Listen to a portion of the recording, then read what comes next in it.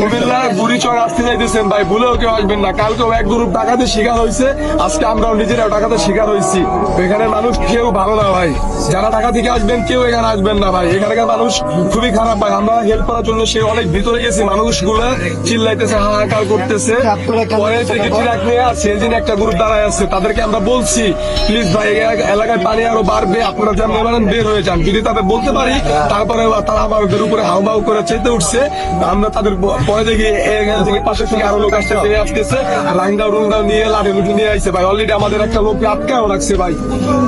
নদীতে আসি আরো ভিতরে 4 কিলো ভাই আমাদের ভাই। আমরা বাইসে আইছি ভাই, কেউ এখানে আসবেন না প্লিজ, দয়া করে। এলাকার মানুষ ভালো না ভাই, এলাকার মানুষ মরে যাক ভাই, আমাদের হায়াত ভাই শেষ।